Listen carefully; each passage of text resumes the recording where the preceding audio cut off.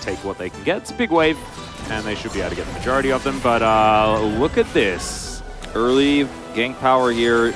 No flash on Samdi. Let's see whether Life can manage to land this one as the Winter's Wrath is beautiful. First blood goes to aiming. Flash is very comfortable there as, yeah, Vista, can he clear the wave? There's another one coming. They're holding on to this as Life is just like, yeah, I'll get the tongue lash. Hold some aggro here for you guys as you lock this one down. It's a great play, but Life is still able to hold on, and that is 2 kills so early and 2 waves obliterated. Yeah, Jinx is losing so much experience, and she's got a call. She's like, I wish I had those minions to stack into it right now because she is so far away. Now, this was 3 summoners here traded for 3 as well. Vista used Flash there, but he has Hex Flash, interestingly, on the Thresh, so it's not the end of the world, although definitely not going to be too useful in most scenarios as the Thresh, but still. So he heroically tries to Flash Ignite to trade that kill into Life, is unsuccessful, so won't have his regular Flash. So this could actually be done again. There's a follow-up gank almost certainly coming here. And I love how Life just knows so well, like grabbing him hits here early, aiming switches guns.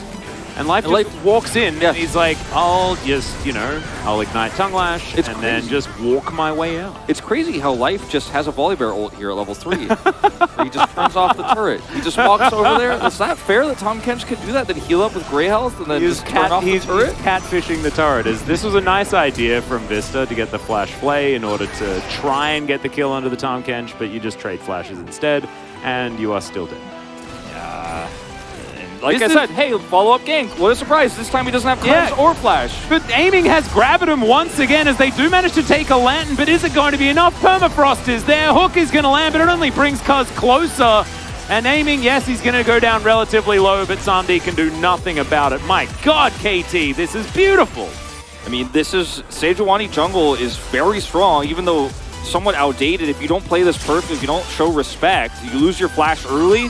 Like, Cuz shouldn't have even had that opportunity to gank the first time in the first place. Now he's gotten 3 kills for his team. This game is over. It's feeling very much like that. And this is like, I'm getting Longzhu Cuz flashbacks, man. He was so good. Now, across the board. This is one of those games where we're like, oh, you know what? I really just don't mind it. It's like the trophy game where you're like, that might not have been right, but he won and it doesn't matter. It might be one of those games. Yeah, he's a CC bot Yone, you know?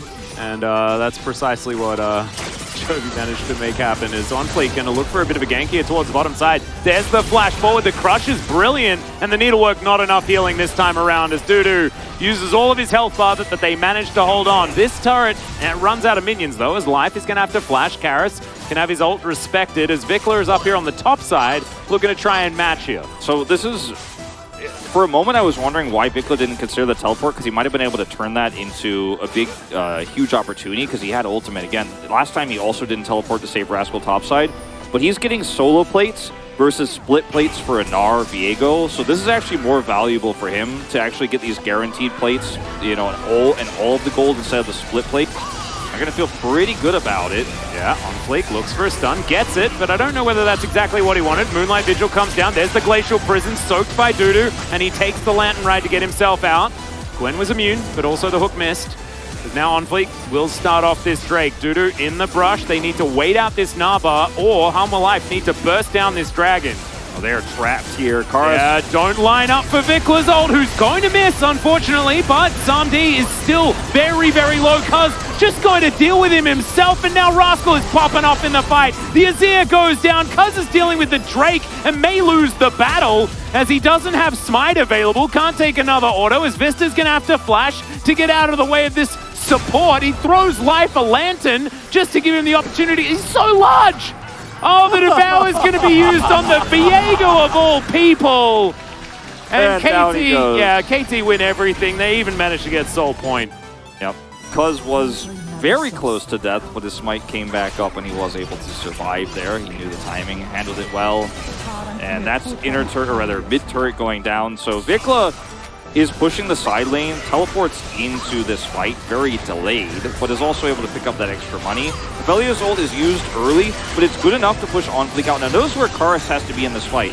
He's on the wrong side of it. He's so far away that his ultimate is worthless. He can't use it, he can't get any value out of it, and they just wait for the Gnar bar to cut time out as Rascal comes in on the other side.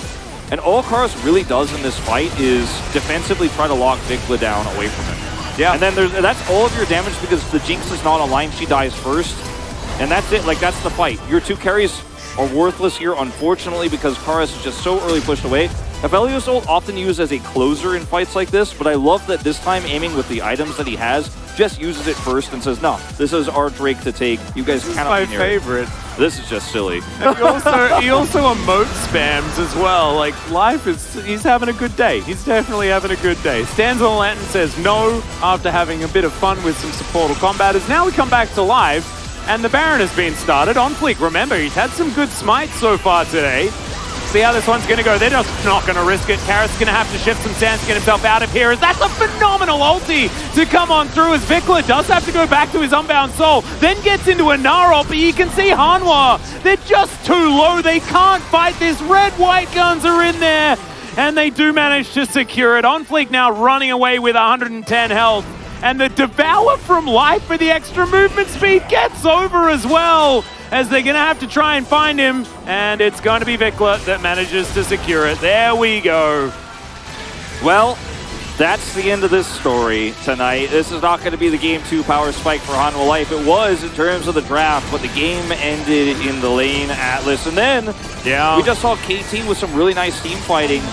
And this time, once again, they focused on the enemy Azir first. If Karas is under this much pressure, he's not able to do anything. Remember, Jinx isn't really a champion unless she has 3 items or has a reset to get excited. Karas is so low here, they just don't kill anybody. Dudu is like, oh, let me help On Fleek out of here. That's all I can do. And once Karas is dead, again, Jinx isn't a champion really in these fights. She's just running away. Arctic Assault interrupted that land. Yeah, that was clean. so sick. Clean. And then On Fleek feels like so good when he jukes them and then dodges the tongue lash, but Victor's like, yeah, sorry, man. That's all. Yeah. That ain't gonna do it.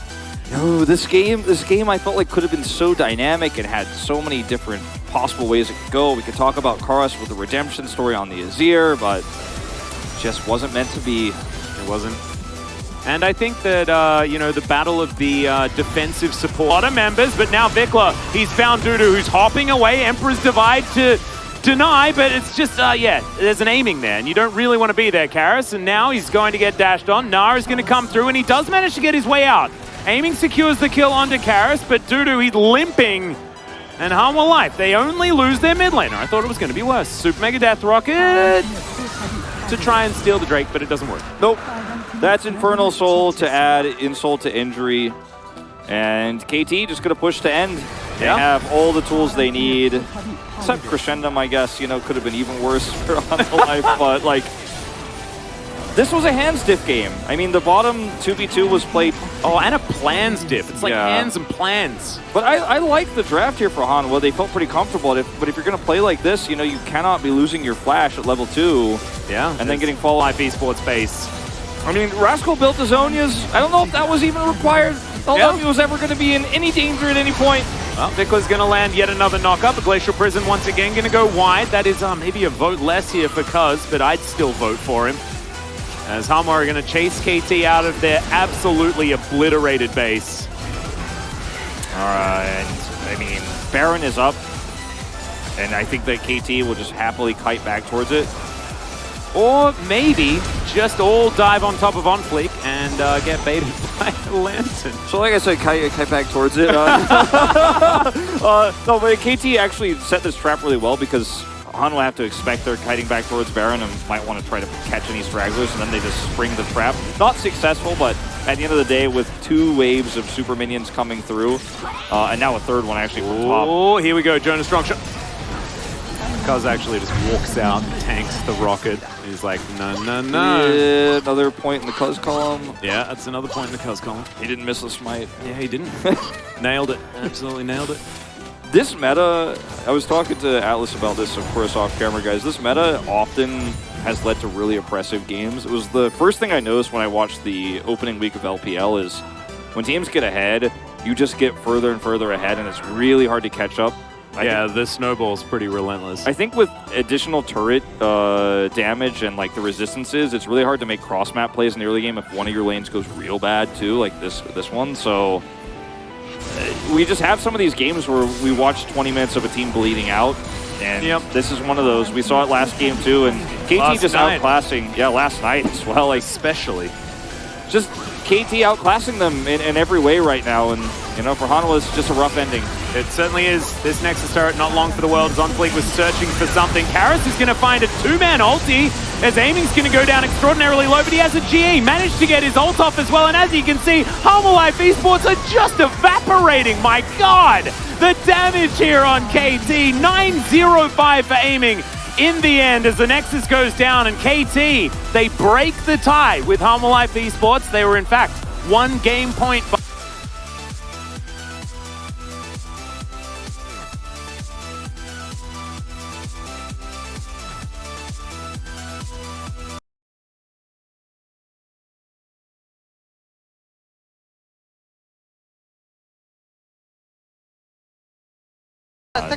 We can listen in to KT as they crash down on the enemy base without being rel, which is impressive. They also like spent half of this fight in the air, like the whole team. It was a bit of an alley-oop situation with Karis and Dudu. Yep.